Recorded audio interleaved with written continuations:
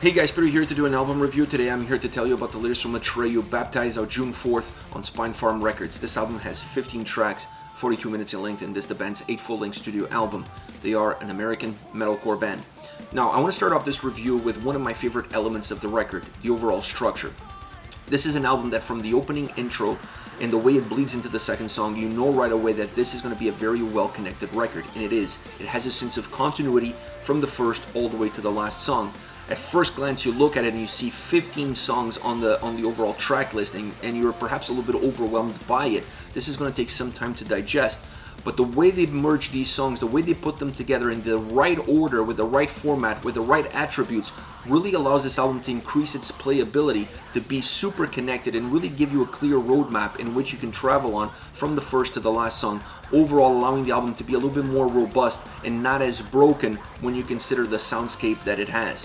And the soundscape of this record is really diverse. It's one of the most diverse elements of the album, if not the diverse element of this record. You have pop influences, you have punk, you have rock, you have pop rock, you have punk rock, you have a little bit of everything, you have metalcore, there's just a melodic metal, there's just so many different influences, and you can really pinpoint them within the songs because they really come to the forefront, they really brew and come all the way into the front of the track, and allows you to understand exactly where this song is coming from and what's the purpose surrounding it. Now, you're going to see some of these influences duplicate themselves throughout the tracking listing, but they did a wonderful job alternating, mixing, matching in order to create as many ebbs and flows as possible, in order to make the listening experience as engaging as possible, as dynamic, as fluid, as interesting as possible. The only problem with this diversity of sound is that it impacts the overall DNA of the record. This is an album that lacks a little bit of identity because it just has too many identities, so it's hard for you to attach yourself to one single point of reference because there's no single point of reference.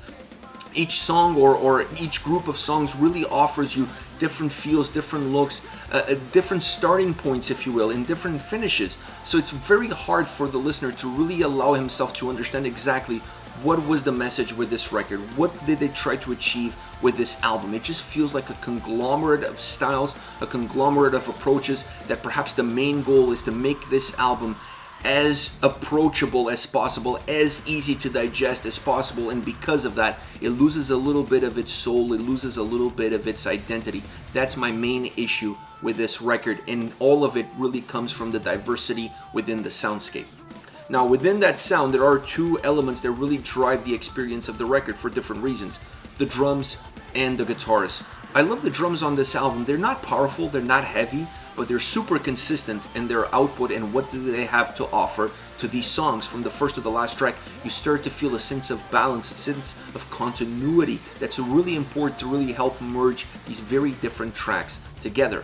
On the other hand, you have the guitars. The guitars are a little bit more diverse, and they really take you where the songs need to go. They really become the defining factor that drives the experience of the album, perhaps more importantly, drives the experience of the individual tracks. So the songs goes exactly where the guitars are taking them. On top of this all, you have the vocals.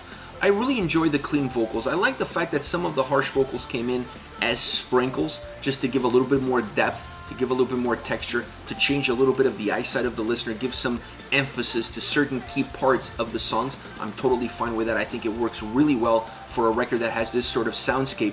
And I love the clean vocals because they added a little bit of charisma to the way the songs were coming across. They add a little bit of atmosphere at times. And I felt that the ones where they went a little bit deeper into the well, where they brought a little bit more emotion into the forefront, became stronger songs all around. It's just that there were some tracks that was a little bit of a disconnect between what you're listening to and how it comes across in terms of how it feels. So this is an album that even from that aspect, there is a little bit of a Jekyll and Hyde moments within it, and really hurts the overall compatibility of the songs as far as the balanced vocal approach goes.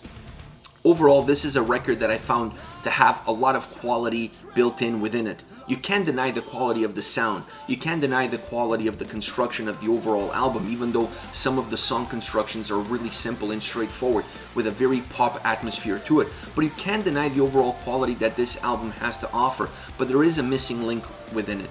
I felt like it was too spread out, and because of being too spread out, like I said, it didn't give me a point of reference and becomes a little bit diluted as far as the overall experience goes. There are some incredible individual songs on this record, but to me as a whole, the album really didn't meet my expectations coming in.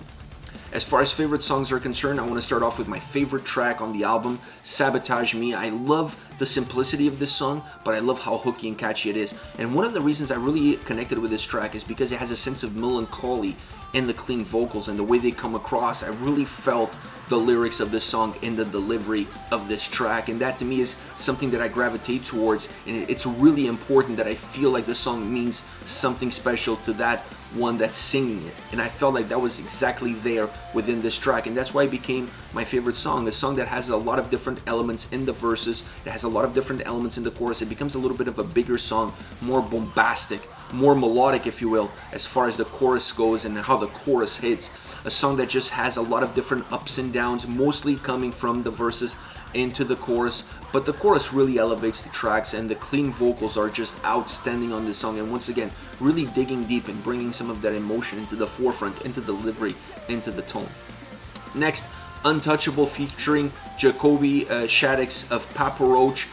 Interesting track, really poppy song. It really felt poppy in terms of the structure in which it's created and how it's delivered in the sound that it has. It has some catchiness to it, but that comes from the pop structure and how the song comes together. So there's some hookiness elements into the chorus, into how it's built. It has a good melody. Some of the backing vocals throughout this track really add to that hookiness that the track has, to that pop element of the song. It is a very unlinear song. It has ups and downs. It has constant changes. It feels very dynamic from that perspective. You never necessarily feel like it's a song that's stable or constant from the beginning all the way to the end. So it has interesting dynamics built in within it, making the track overall more fluid, more interesting, more engaging. Last but not least, Oblivion featuring Heafy of Trivium. A very straightforward song. I felt like it had a sense of simplicity all around in the way it's constructed, in the way it's delivered, in the way it's put together, in the lyrics that it has. There's just not much depth to this track. That doesn't mean it's not good. It just means it's straightforward, easy to digest, easy to comprehend, easy to process.